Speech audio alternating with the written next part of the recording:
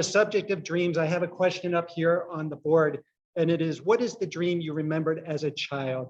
So I'm conducting kind of a research survey, and towards the very end of the lecture, you're going to see it's a research paper that I've written on dream interpretation. It includes survey questions. In my opinion, actually, the interpretation of dreams, I think we're in the dark ages. And with the 3 levels of human needs, I think it can bring out just endless possibilities. I mean, there's 100 avenues that you can study the interpretation of dreams. So for any students that want to do research papers, I'll just bring it up now. Okay, well, I have a research paper. I will find it at the appropriate section. So number 1 subject will be dreams, but actually that's going to be in the second part of the lecture today. Number 2 is Saam Acupuncture. How many are familiar or have heard of Saam Acupuncture? Okay, a few hands. How many use Saam Acupuncture? Okay, fewer hands still. I'm not able to, by the way, the Zoom class, I'm not able to see your responses. Maybe Xiao Wei can see the responses, but any Zoom participants, if you use Saam, you can let me know. Okay, I see it right there. One person raised their hand. Okay, so Saam Acupuncture. The next, here is the 10 minutes. Perfect, we're running time. And where did my file go? So this is going to be hard to see, and I really apologize on this. This is coming from an Amerisleep. I think it's a mattress manufacturing or pillow company. They did a survey of dreams, and I know it's hard to see, it's very small. So the first top, what's the most common recurring dreams? Falling, okay, great, so you can see that, 53%. The second one is being chased. The third one is being in school or being, and then the fourth, unprepared for a test or an important event. Flying, that's a common theme. Having sex with someone you shouldn't be having sex with, encountering a person who died in real life. I'm just reading down from top to bottom, and I can't read my own writing on my notes, and it's terrible. And I didn't get a chance to update my notes. Being late for a meeting, being paralyzed, finding out somebody has died, or dreaming of somebody that has passed away, spiders, snakes, and other animals, nakedness, money or wealth, driving out of control, being out of control in a car or plane, meeting celebrities, meeting a beautiful stranger, vacations in a wonderful place, experiencing apocalypse, unable to find a toilet, and pregnancy. Okay, being part of a movie or show, trapped or drowning. So, okay, those are the most common reported dreams according to this one survey, Amerisleep survey. Okay, now here's one theory on dreams. It's called neuroplasticity, and this in particular is the defensive activation theory. REM sleep as a mechanism to prevent the takeover of the visual cortex. There's a research paper here. Well, neuroplasticity is the brain's ability to reorganize itself by forming new neural connections throughout life. Neuroplasticity allows neurons, nerve cells in the brain to compensate for injury and disease and to adjust their activities in response to new situations or changes in their environment. What does this sound like? It sounds like chi. Chi being a propulsive force of growth and healing, neuroplasticity. The chi moving in the brain, okay? Here's a paper, defensive activation theory, where the REM sleep as a mechanism to prevent takeover of the visual cortex. What they say here is that when we close our eyes, we're cutting off the visual neuron connections for a small period, a period during the day. And they say that if we don't use it, we lose it. So as a form of preventing the loss of these neural connections, we dream visual dreams and visions to keep these neuron activities open while it's in sleep or darkness. That's basically the whole theory of this paper here. And I'm just going to skip through this. You can read most of it. I think I gave you a lot of it there. term this defensive activation in human sleep is punctuated by REM. Now, there's also non-REM dreams related to plans or thought. They don't really have much to say on this. With a lack of visual vividness and illusionary into so we can have dreams without just being in visualization. So my question here is this a complete understanding of dreams to keep the occipital cortex from atrophy? It's kind of like a theory of stasis, in my opinion. It's just keeping things as they are. But as we understand qi as a propulsive force of growth and healing, isn't there growth? Isn't there a matter of growth in dreams that should be considered? So, alrighty.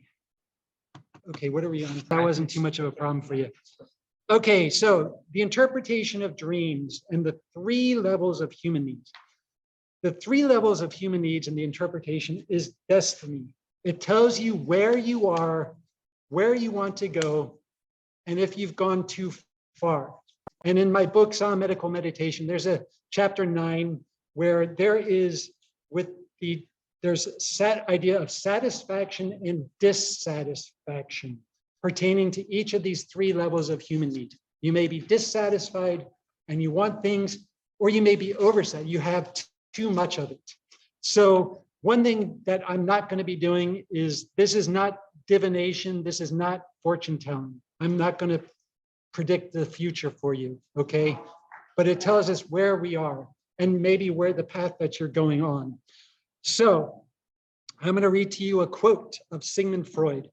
What is common in all these dreams, and this is from his interpretation of dreams book published in 1903, Sigmund Freud. What is common in all these dreams is obvious. They completely satisfy wishes excited during the day, which remain unrealized. They are simply and undisguisedly the realization of wishes. Okay, a wish, human need, wish. The wish in his case is the human need in our case. There's a correlation there. We could consider this interpretation of dreams to be a Sigmund Freud wish-based model, okay? Pleasant dreams equals pleasant life. We want to always have pleasant dreams. That's the goal here of the Saam Acupuncture. So I'm going to introduce to you the 3 levels of human needs or wishes. The first level of human need is the need for basic necessities: food, money, material possessions. Satisfaction with these is the lung. Lung pertains to money, material possessions, as in the establishment of one's homeland, and the tools necessary to maintain or protect your home. The spleen is associated with food for physical growth, comfort, and safety. These are the level 1 human needs. The level 2 human needs are relationships, romantic or platonic or sexual. The platonic friend, family, pet relationship with God is of the heart. Sexual relationship is with the kidneys. The third level of human need is for, is the need for achievements, prestige, power, and knowledge. The pericardium is associated with the level of knowledge, the accumulation of knowledge. Remember, we said that pericardium has an inward energetic movement of wind, accumulation of knowledge.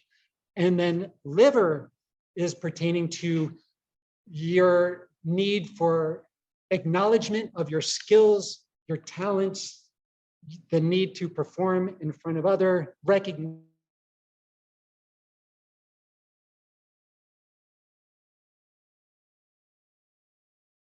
Back in 2002, 2003, I've been studying Saam for 20 years. So it's in his classroom manuscript that I was introduced to these 3 levels of human needs. So I propose that dreams are an expression of qi energetics in the acupuncture channels. By the interpretation of the 3 levels of human needs and dreams, we can meditate and appropriate the qi energized channel and continue in a brainwave state. Qi as a propulsive force in growth and healing expressed in dreams can direct us to the fulfillment of life's purpose, destiny, and satisfaction. So basically, when you wake up in the morning and you identify, oh, I dreamed of food. Oh, that's the level 1 need. Oh, that's a spleen. Okay, there's maybe a lot of energetic in the spleen channel of that moment. So you could wake up, interpret your dream. You can meditate on your dream. By meditation, you can act on your dream. You can achieve satisfaction, which we always want to move from satisfaction or from dissatisfaction to satisfaction. And that's what we talk about here. The simple intent with the additional, I'm sorry, let me get this for you guys. With the addition of the 3 levels of human needs, it's the books, and that's the interpretation of dreams book. This is not my Saam medical meditation. This is the interpretation of dreams book I wrote later. With the addition of the 3 levels of human needs, it's the book's simple intent to give another tool for the interpretation of one's dream. The 3 levels of human needs will be reflected in one's dream. Recognize them when they appear in your dreams. The level of human needs fluctuates constantly throughout the contours of both consciousness and unconsciousness, but also lifelong. And that's what we're going to study. Dreams of a child are going to be different than dreams of an adult. And so that's one of the dark ages of this dream, and this dream study that I've written up and that you can study and use is we can look at life changes, patterns of life of dreams from young to old. So patterns of dissatisfaction may be identified across the duration of one's life. So these may be recurring dreams that you've had from a young age that are just not, if there's a dissatisfaction, it's not going to be a pleasant dream. It's going to be something that you want or yearn for that you have yet to attain, but you can kind of gain it. You can get the satisfaction energetically by meditation and growing. Qi as a propulsive force of growth and healing can direct you on the destiny that you want for yourself. It is human nature to want and will oneself to be delivered from dissatisfaction and suffering. So seek to become whole. Yeah, and we can find the answer. Okay, just kind of skipping through here. There's going to be some archetypal things we'll discuss. And I might as well bring it up now.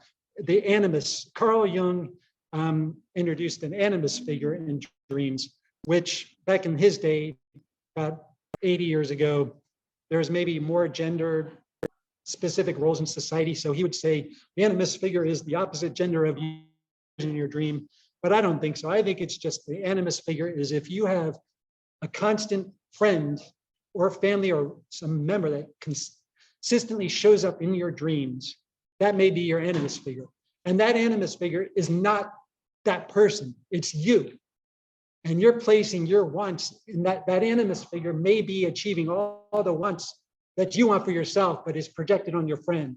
So it's you, it's not your friend. That friend may be particularly talented, successful, rich, but it's not your friend, it's you and wanting those things. Okay, so we're going to start talking a little bit about Carl Jung. And the reason I use Carl Jung is they studied this stuff 80 years ago, Sigmund Freud and Carl Jung. They hit on some useful ideas. And so, for instance, there's some useful correlation here with water. This is a quote of Jung. I'm not going to read it all, but water is the commonmost symbol for the unconscious. Water is actually like maybe the most commonmost theme of dreams. How many of you have dreamed of water in your dreams? Like probably everybody. So it's a very common symbol in dreams. Well, of course, we know water is kidneys, but here it's interesting. He kind of corresponds like psychologically, water as a danger. There's some danger reflected in water. And of course, water, traditionally in Chinese history, water was significant of danger. And fear is the emotion of kidney water and fear. So there's definitely an element of danger in water, which can be expressed in your dreams. And this is my own statement here. I'm out of the Jung quote here. If water is the commonmost symbol of unconscious, what does it mean when one dreams of water? Water is only the entry point on the road leading into the unconscious. The vessel riding atop the water is more complicated than just reflecting one layer of human need. How smooth or turbulent is the dream experienced of water? And that's key. How dangerous is your dream of water? Is it threatening you? Are you out of control? Are you going to drown? Or is it calm, smooth, placid? Do you have control? That tells you where you are at in your life. So the stronger the turbulence of water in a dream, the more disturbed or unsettled in one's place in the hierarchy of human needs is. Being unsettled or outside of the level of human needs means to rely more on primitive instinct. Psychically, this is a dangerous unknown wilderness represented by wild animals, serpents, and dreams of near drowning or death by water. Wild animals, who's had dreams of scary, threatening wild animals? Nobody. I'm the only one that's ever dreamed of a scary animal. Okay, but that's similar to water, this fear. And in theory, and well, I'll talk about it here. Turbulence in wild animals may correspond with the strength of libido, kidney, sexual libido. Libido being the strength of one's willpower and personal drive, not necessarily, well, yes, not necessarily referring only to sexual drive, can be a correspondence to a strength of one's kidney essence. So a young person not developed within the 3 levels of human needs, but with strong libido, may have some wild, turbulent dreams. And that's the point. Young people, they don't know their place in the 3 levels of human needs. And it's just so overwhelming. And I think the young people are at most jeopardy of being drowned, attacked by wild animals. They got a lot strong kidney libido, but they're not necessarily secure in their place in life. So it can be psychically dangerous, reflected in dreams. Now, that's also key because there's young people that are brilliant, and I love identifying kids. This is the opposite. You ask somebody, and they have control over the water, a young person. They got control, and you can identify them as a pretty intelligent person, and that you can help guide them on oh, you're very intelligent, you know, you've got control over this, you're good, you got this potential for you. Or if it's a young person, very scary, then you have to kind of coach them in that direction of maybe where you can lead them to. Does it matter if it's a sea animal? It doesn't matter what kind of animal. Like sea animals, bears, spiders, snakes, you know, just if it's dangerous or not. And what's interesting is the older you get, the more secure in your 3, you may have these wild animals in your dream, but they're not a threat to you. You know, so you're more secure in your position. So they're not as threatening. And in my opinion, as you get older, they're probably not as threatening, unless there is some kind of PTSD effect that we're still suffering from. Okay, yeah, and that's why the more placid and calm water is in a dream, the more complete one's satisfaction in the 3 levels of human needs. One's suffering and dissatisfaction is diminished.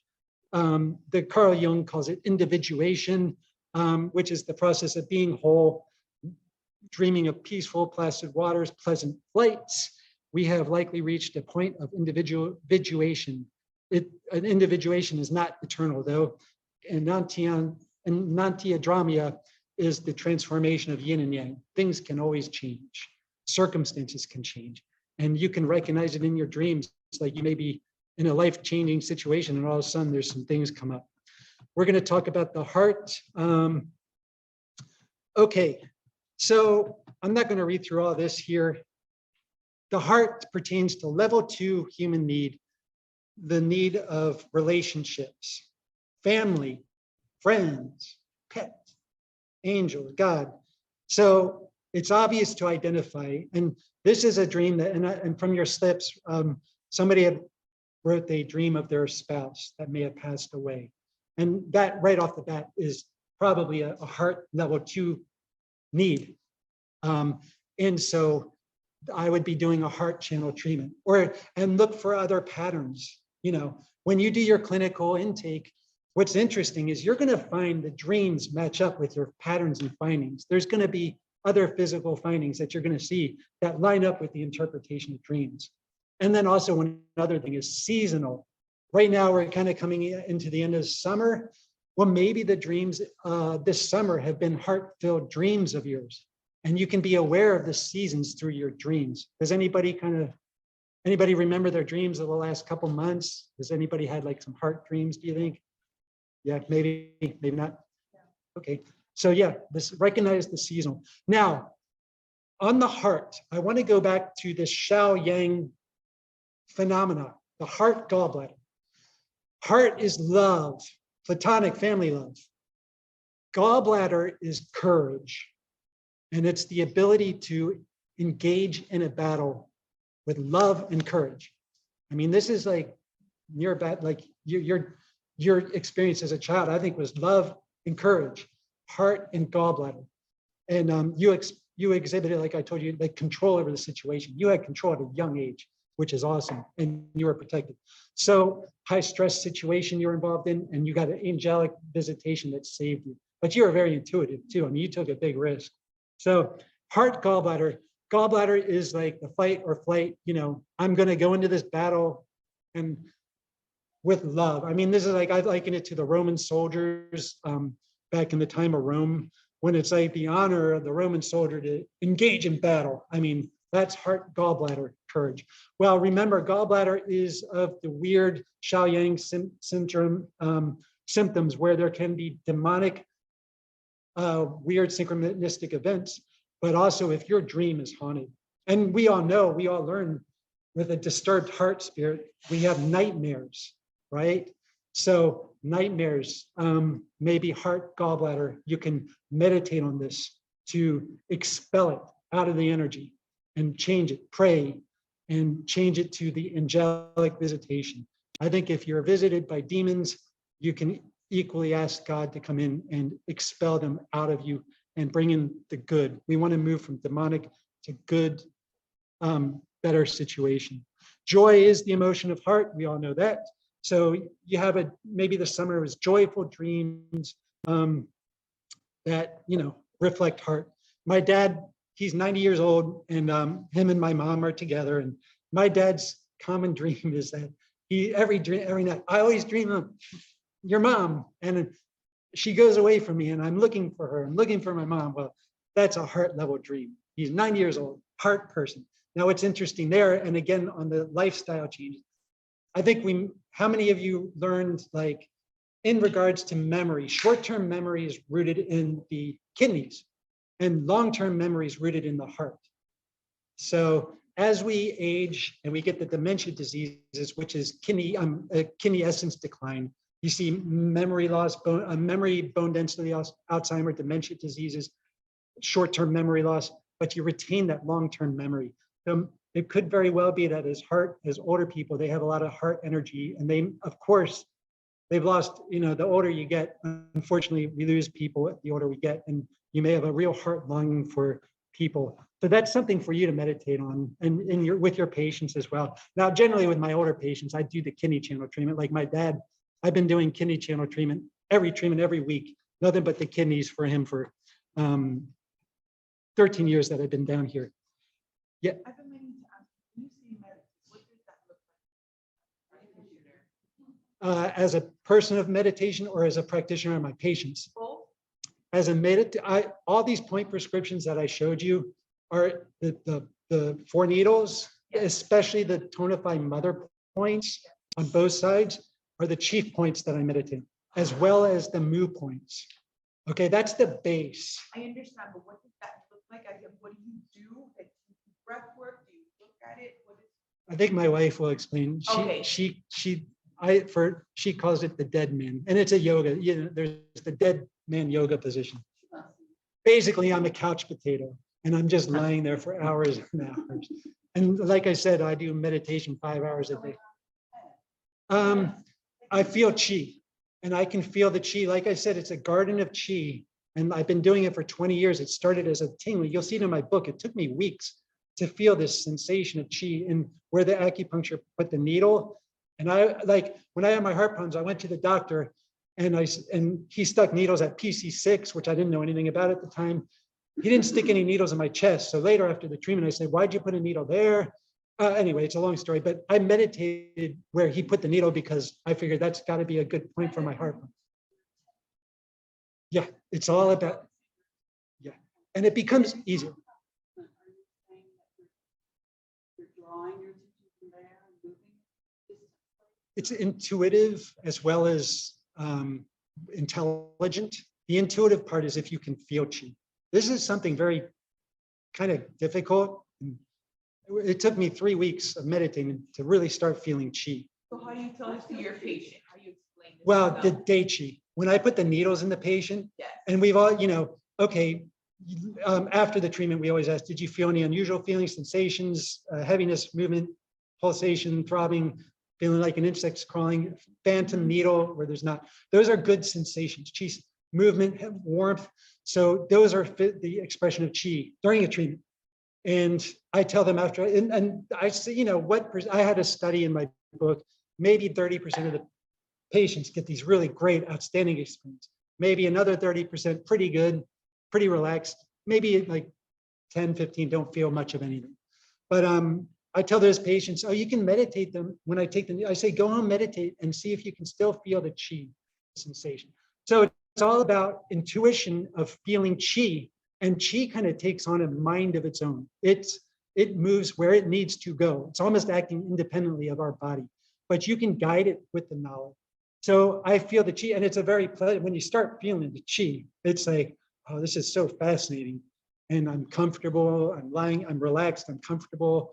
And with basic meditation, you do have to go through a sequence. Like to meditate, you have to learn how to remove the disturbing, distracting thoughts out of your mind. And the more you meditate, the better you get at it, at just clearing it up. Most people's introduction is the third eye meditation, where you focus on the yin tong. And it's all about, oh, I got a thought. Okay, let me push it to the side. Let me come back here. Let me do the breathing.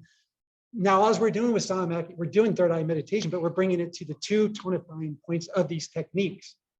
That's all we're doing. So it's a little bit of a progression.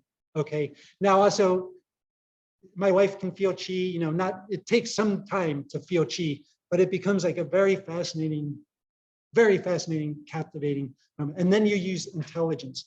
Oh, I know that I can feel it. It's a heart. I got my heart symptoms expressed here in my dreams, or physically, or spleen, liver. So maybe I should meditate on the liver. And guess what? That's where the chi's at. And it's going to be like, oh yeah, that liver chi needs to be moved. You understand? Okay. So, yeah. Yeah.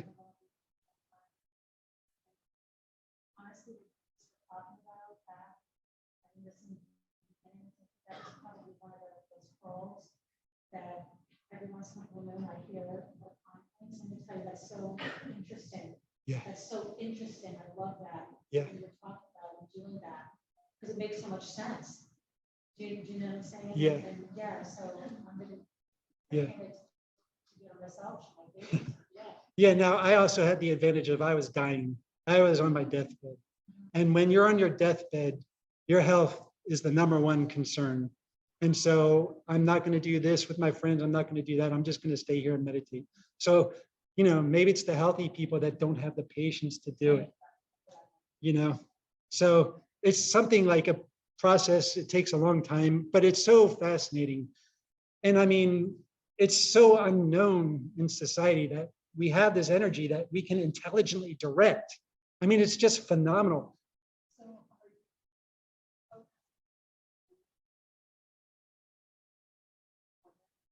Yeah, like if I pray with my patients, I'll pretend like I'm doing the same treatment on them. I'll meditate with their treatment. And what's great is these point prescriptions, everything I've shown you in the graph, that's the base. Like I'm doing those points on the patient and I'm meditating on those points. So when you're focused on Could you repeat those questions? Sorry. that patient's body on your Okay, she's asking kind of like a Reiki or Qigong, I think, where you can meditate on your patients, or you do energy work with your patients. And that's kind of the gist of your question, I think. So if I do that, I will do Qigong or Reiki sometimes, and I meditate. I feel the energy in myself. And so I'll meditate on the same treatment. However, for me, and this is something, it's my own personal spirituality or religion, the danger is that I'm putting too much on me to do the work. And it's not me, it's from above that does the healing. And so I place it on God above, that God, that will do the work of the patient healing. When I do it, my own, because you can deplete yourself, you can drain, oh, I'm trying so hard, my energy is so full, it's going into them. Number one, you may be disappointed. Did you feel something? No, I didn't feel anything. Oh, okay. You know, It sounds like Reiki. yeah, it is. It's a Reiki, Qigong Reiki. Yeah. So yeah, that's meditate, cultivate your garden of Qi. It starts as a little seed and then it gets more full, more lush. And who knows, there's certain people that have gifts like Reiki. There's people with a talent for energy healing that I don't have, that they're remarkable. They do healing, distant healing. So it is a gift in some respect. In my case, I've kind of had to cultivate it the long, hard way through being sick. Just kind of, it's been a blessing though, even though I was really sick. I count every moment as a blessing. So that's what it is. No, although there could be kind of hypnotic suggestion. Oh, she asked, is it parallel to hypnosis? Now, in some cases, it could be kind of hypnotic suggestion, but I'm not trying to go into their consciousness to reach. It's just encouraging them to meditate on the Qi, giving them the encouragement and to meditate later. When some incident occurs, they can go into it. It's kind of training them how to respond.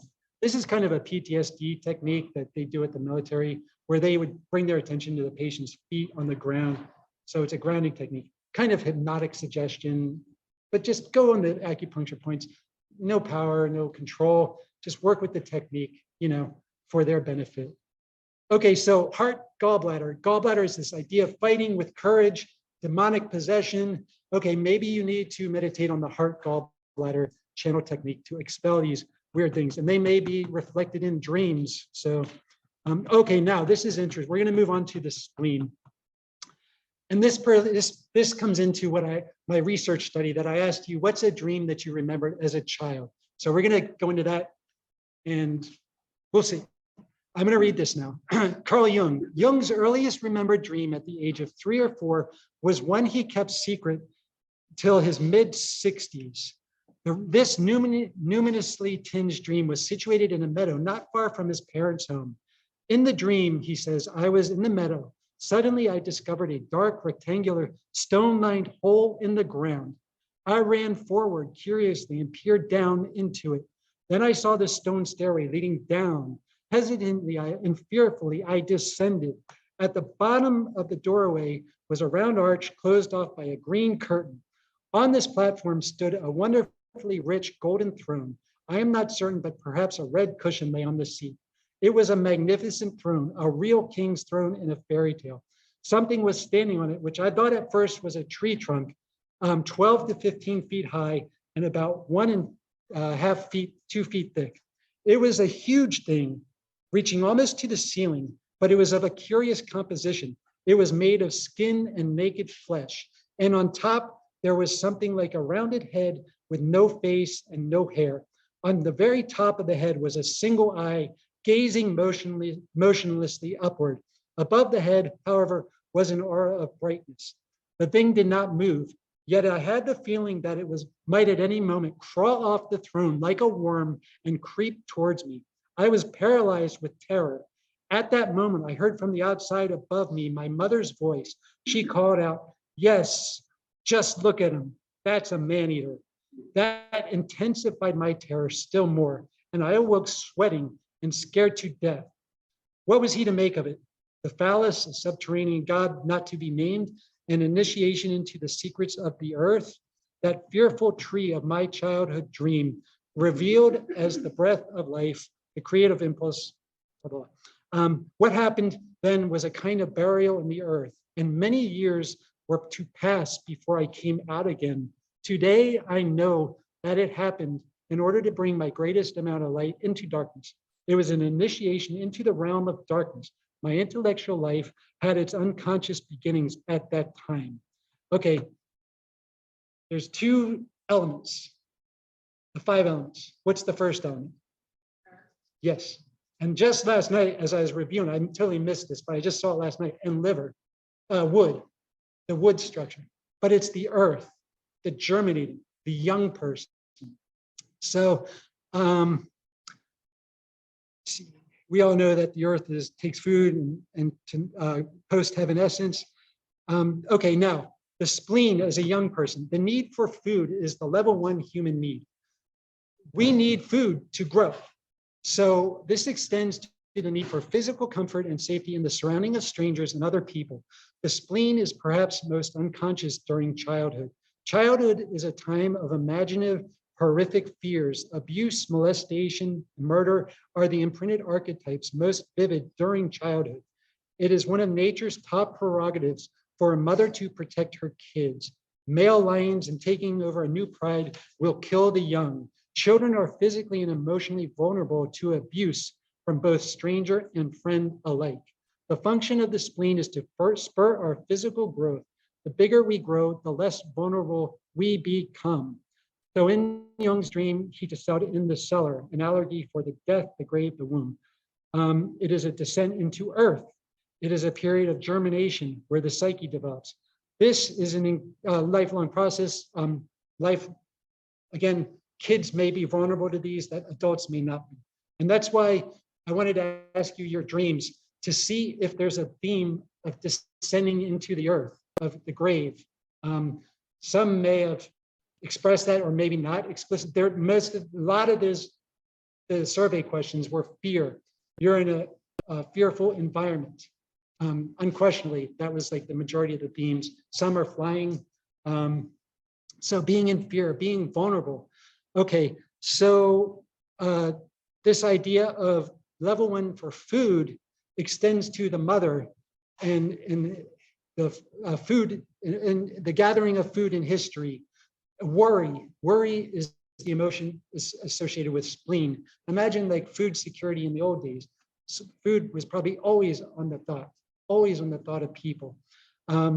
So a mother's dream of accumulating food or family or meal.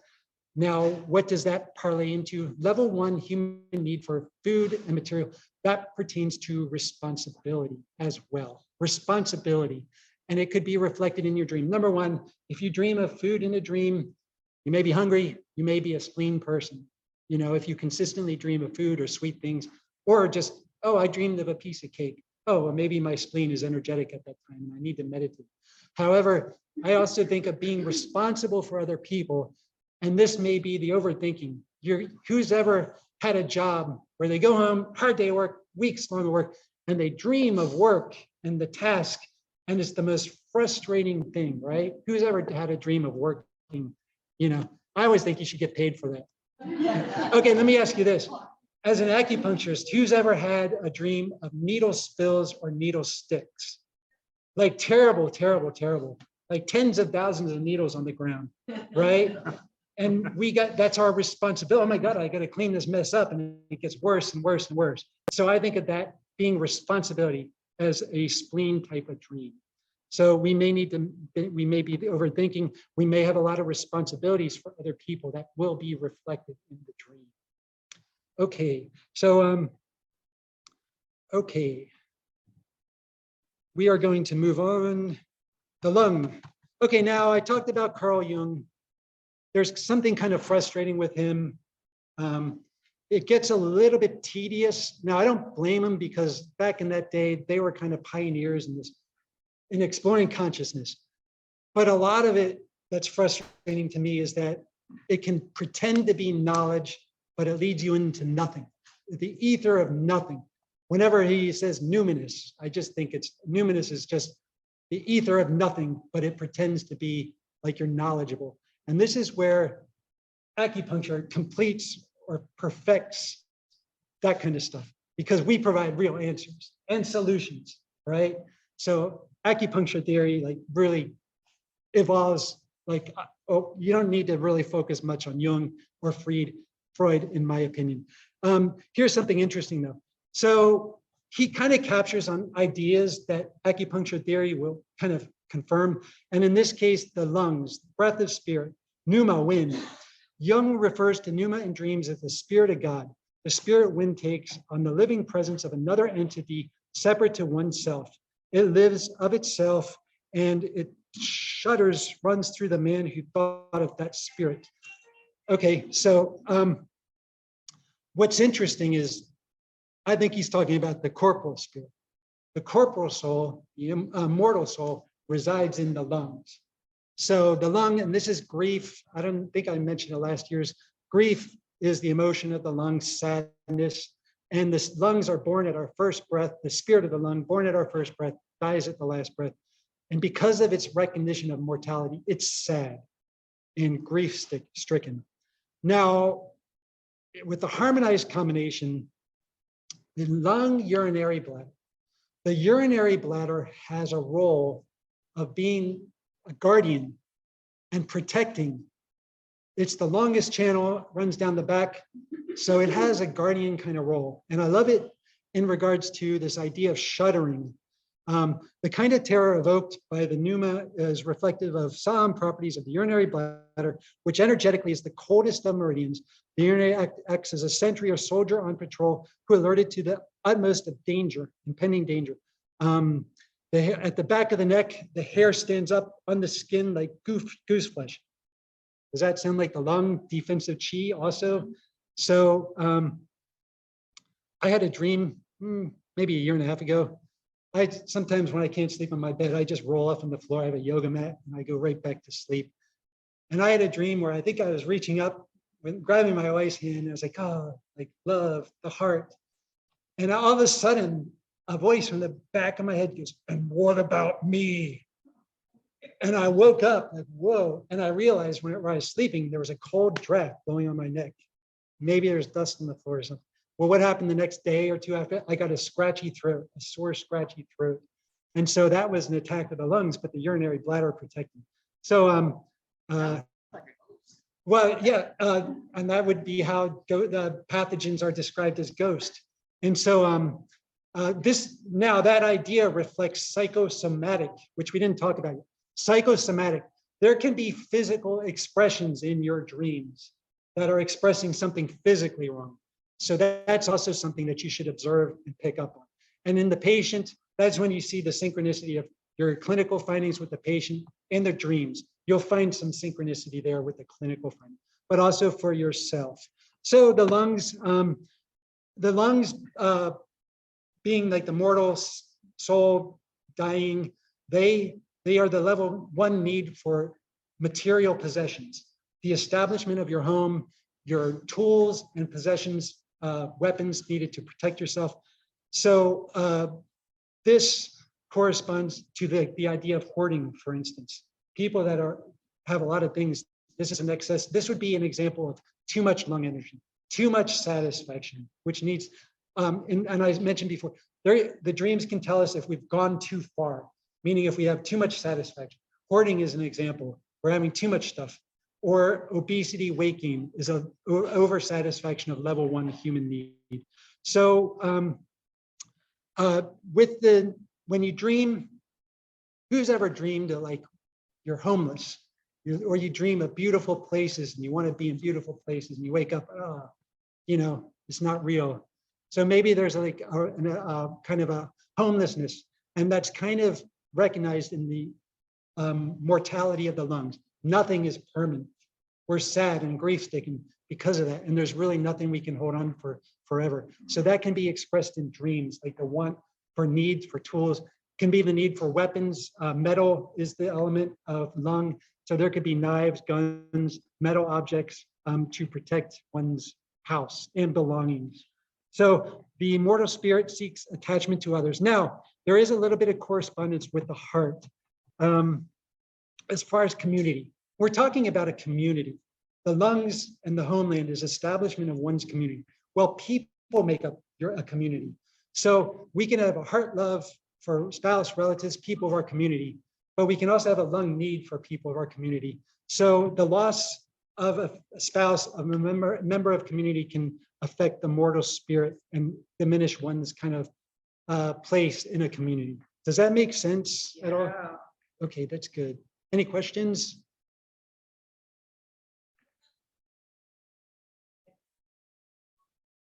Predicting, like in the future?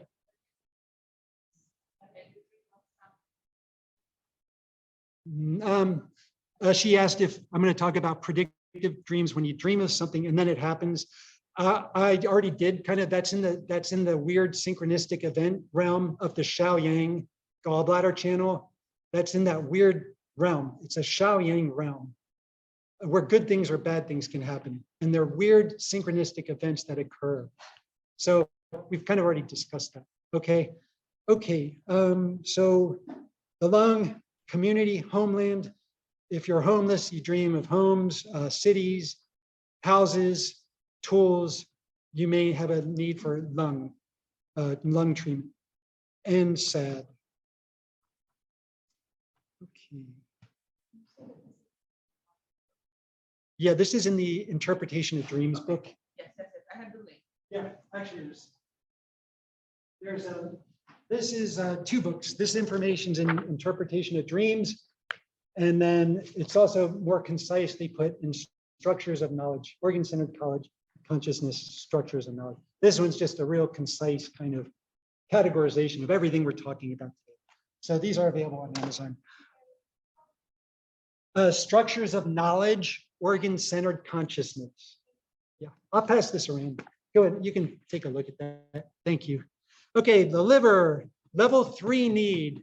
This is the need for performance, recognition of one's talent and skills.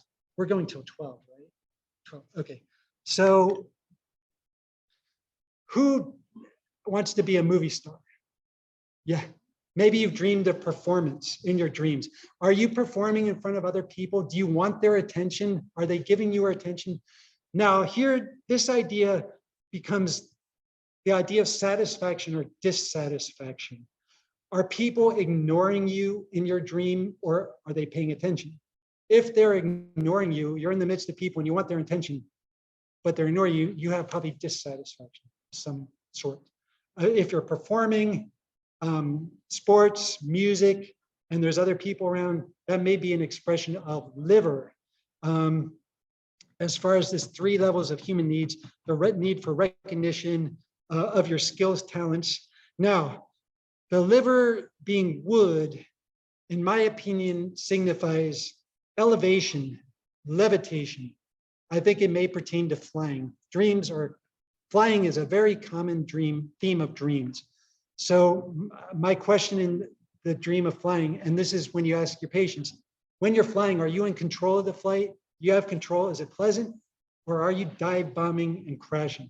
And I had always dreams of crashing, airplane crashes, constant for all my years of hard illness. So young people, I've talked to young people, like one guy, and he's a very intelligent, and this is the mark of intelligence. Now we're in the level 3 need. This is the intelligent realm. And people that have control over their flights and dreams are intelligent. They got control of their situation. And I love it when kids have control and you identify it in children. You got control of this, man. You're smart. You're a smart boy or girl. You can encourage them on that direction. But flying, like the idea of wood, elevation, the tree, I mean, the tree expands and the flowers, like there's light as air, they want to elevate and lift. And of course, that can correspond with the idea of the eternal soul within us, which goes up to heaven. So I don't have much time, but we're going to talk about the pericardium next. Pericardium is also level 3 need for knowledge, and not just knowledge, but maybe you want to be a teacher. The performance of knowledge, demonstration of knowledge. And guess what a common dream of students is, and probably all of us here, I predict. How many of us have ever had a dream where we're unprepared for a test or quiz? So that's a level 3 human need. Being in school, being in the university, maybe that's a common place of your dreams. And well, we're all very in the highest profession, most intelligent profession here. So we all can identify with pericardium, level 3 human need. And so in summary, upon waking, kidney, if one dreams of sex, upon waking, you can meditate on the kidneys, preserve your kidney essence.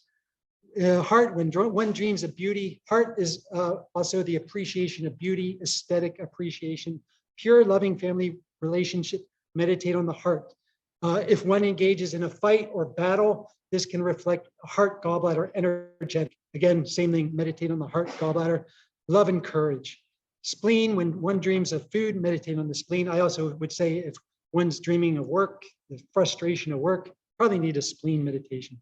When one dreams of public performance, meditate on the liver.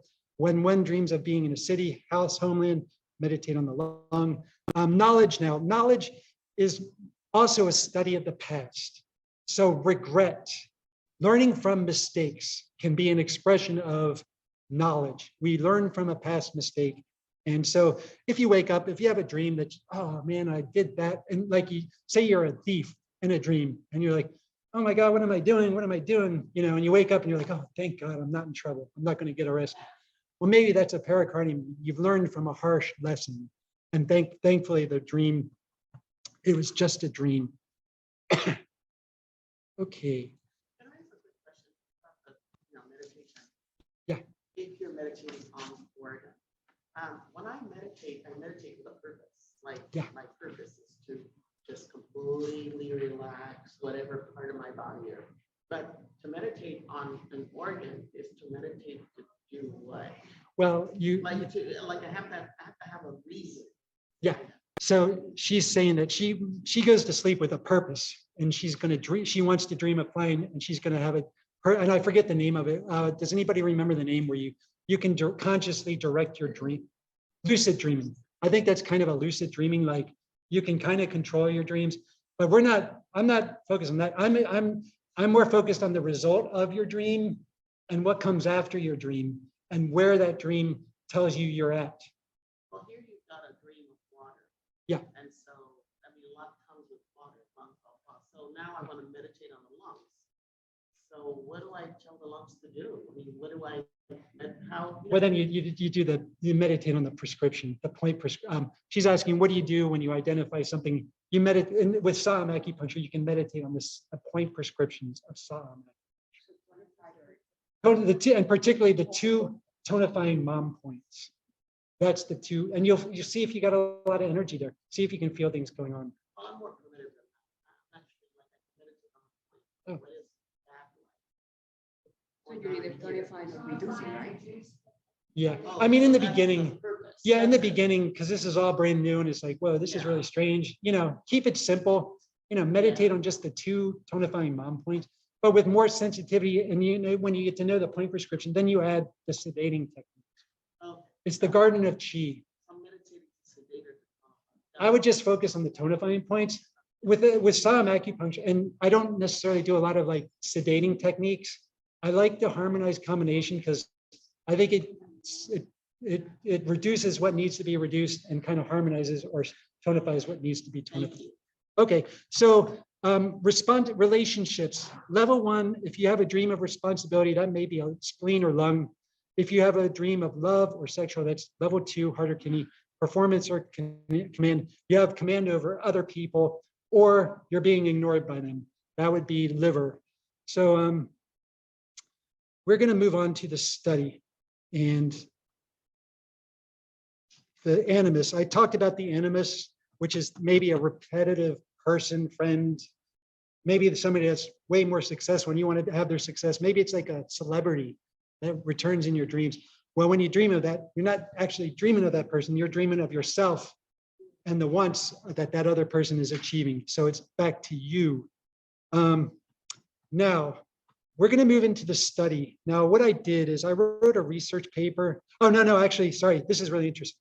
Sigmund Freud has a famous case study of the patient Dora. And she was 18 years old when she came to Freud. She had a condition of aphonia, loss of voice. And he did a couple dreams with her where in Dora's first dream, her house is on fire, her father's trying to rescue her, but there's a need of her mom to save a jewel box. In her second dream, the patient is frustrated in her attempt to return home via a train. These aspects of the dream indicate turbulence and uncertainty of the dream.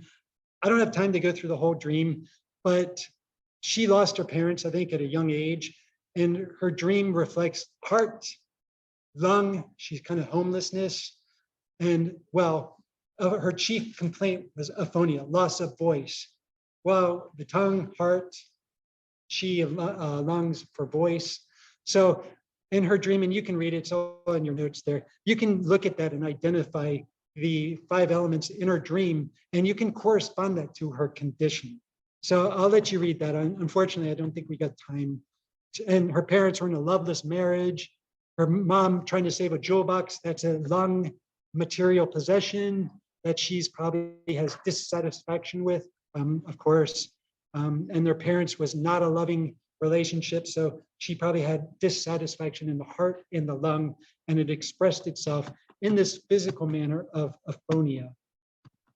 By the way, that was a failed patient of Sigmund Freud. He kind of, I don't know, like attributes like, oh, well, she had a crush on me and that's why it failed, you know? So, yeah, I mean, there's a lot of faults, you know, like kind of, you know, he at a certain point, like you stop thinking about Freud because everything became like sex. And then that was it. That's done. You know, Carl Jung kind of went into this the realms of, you know, I call it the ether of nothingness, but acupuncture is here to really dovetail these things because we have great solutions and practical applications. Now, this is the paper. It's on Amazon. It's called The 3 Levels of Human Needs and the Interpretation of Dreams. What this comes down to in the back is about 100 or so survey questions that if somebody was to take a research project, they could create a survey and we could take the answers of the survey and write like 100 different research papers from it. You all got the survey questions there. And we're just going to work off the hypothesis. Now, the reason that it's interesting for you is this will give you an idea to really look at each of these things and apply them to yourself. This helps you to think about these things and apply them to yourself and your dreams. It's for us to understand. Understand yourself first and then do the research. Understand yourself first and then apply it with the patients, okay? So just the following is a research program taking manuscript. If anybody's interested in this, you can reach me at my email there, The 3 Levels of Human Needs and Interpretation of Dreams. So what's interesting, and this is something I really want to bring your attention to, is we talked about the wish needs. Sigmund Freud is obvious. They satisfy wishes excited during the day. However, what is interesting is Maslow's hierarchy of human needs. How many have heard of Maslow's hierarchy of human needs? Many people. Look at these. Look at the level of human needs that are reflected in this. Physiological safety, level 1 need for food, material possessions. Social, need for relationships. Sexual, romantic. Look at the top 2. Esteem, self-actualization, recognition of one's accomplishments, and knowledge and power. So when Saam was revitalized in Korea in the 1980s, and they came up with this level of human needs, I suspect, I don't know, and this is somebody for Korean to research the origins of the 3 levels of human needs in Korea, because I kind of suspect they took Maslow's model and made it into the 3 levels of human needs. That's kind of what I suspect the origin. Now, in regards to the interpretation of dreams, well, number 1, as a possible hypothesis survey question, understand the similarities and contrasts between Maslow's hierarchy of human needs and Saam Acupuncture's 3 levels of human needs. Now, obviously, the 3 levels of human needs can extend Maslow's hierarchy more because we can identify organs and we can act on it. Whereas in the Western perspective, okay, I got this physiology, well, how do we satisfy that? You know, esteem, where do we go with there? And that's kind of like, I don't mean to be mean or disrespectful, but I think acupuncture is so effective compared to, we'll call it other psychological techniques. Things can get accomplished much quicker, I think. But anyway, we could do a comparison of the 3 levels of human needs to Maslow's hierarchy of human needs. And then also as part of the research, at the end of the notes, I did a PubMed search. And I said, okay, well, let's look at if there's any dream studies incorporating Maslow's hierarchy of human needs. And I didn't find much. And maybe it's my own deficit of researching and so forth. I found one study. I think it's the second hypothesis down.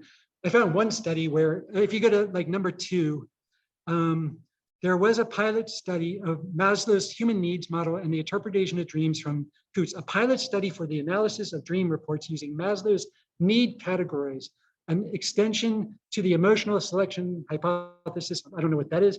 The 6 higher needs: belongingness, esteem, cognitive, aesthetic, self-actualization, transcendence, were scored significantly more frequent, 81%, than the lower 10 needs, the basic needs, physiological and safety. Basic needs were more likely to be judged as thwarted, while higher needs were more likely to be judged as satisfied. Really? I don't think so. Really? Satisfaction? Are most people satisfied with their level of power, accomplishment, knowledge? These findings, okay, so there's one study here that I think, and this is kind of where I say that the interpretation of dreams, we're in the dark ages. I mean, there's not much study on this. And that's why I wrote this whole report, is to potentially offer more of a beginning to really look into the dreams in more detail. Like, I don't think, I think more people may dream of food and material possessions than they study. They may not recognize this stuff. Physiological need, what did they identify that as? A house, a town, weapon? No, they didn't identify that. So of course it's not going to be represented in their dream study. Okay, are y'all following me? We're wrapping up. We got like 5 minutes to go here, so we're almost done. Okay, yeah, and then also part of the study, it's the author's hypothesis that themes of dreams change throughout human life cycle. Dreams may be common for children, are different as we get older. Like, for instance, I would love to do a study in more detail on children's dream, whether they do have a correspondence of spleen descending into the earth, going down into lower places, scary places, being buried. I think that would be a really interesting subject to study for children. And that's why I had you asked to do those little slips, which I thank you all for filling those out. Here's another one. Despite the ambiguity of dream themes, it is apparent certain events or objects are common to dreams. These have been large-scale surveys, including falling, fire. I showed you that dream survey at the beginning. Falling is a common theme, being chased. But what does that mean? I mean, they just stop there. What does it mean to be flying or falling? Are you in control? Are you out of control? They don't have an answer. They don't approach that question. And that tells us where we are at, where we may want to go if we're dissatisfied. So that's this is ripe material for study. Water. Does the turbulence reflect kidneys, potential PTSD, traumatic? Is water dangerous? Wild animals, is it different as we get older? Survey, are you an older person? Do you dream of this? Or a younger person? Do you have crazy water dreams?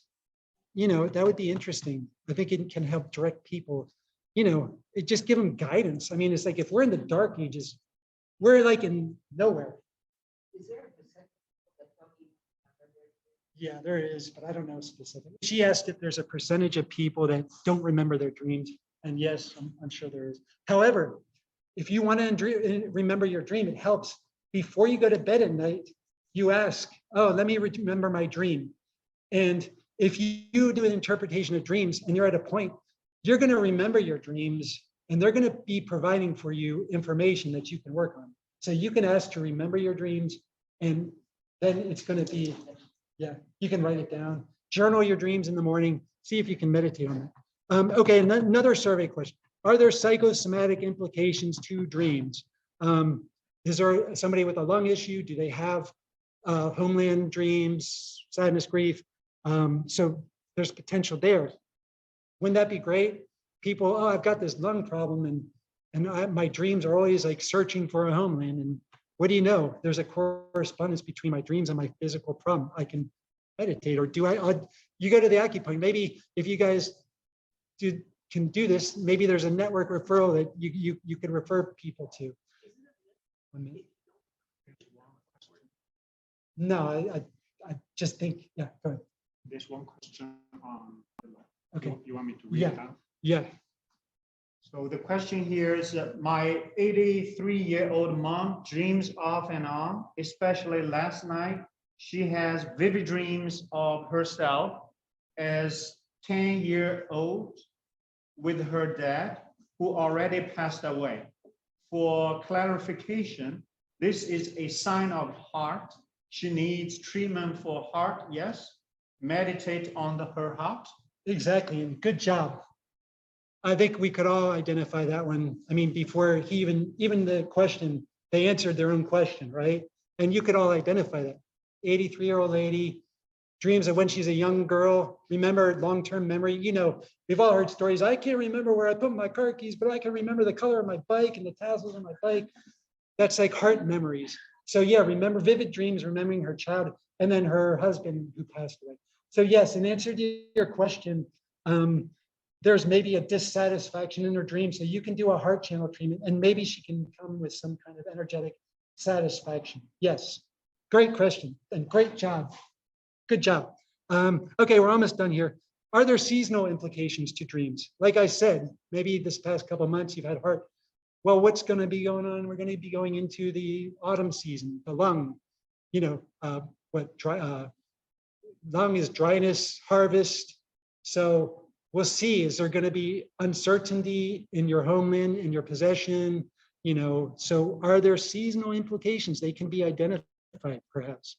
And then let's just, and then the survey questions. This is the question that I kind of wrote up. The Likert scale, like each question I have, like you could answer using a Likert scale.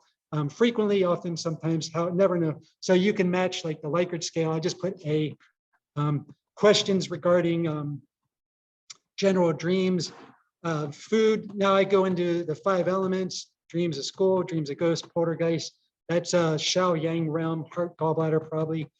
Then these group questions: spleen. I pertain to spleen, lung, heart, kidney. As the questions go on, you can identify, or you can look at these, and it just gives you something to think about, to get yourself familiar. As you dream, you can kind of get an idea. There may be dreams of flying.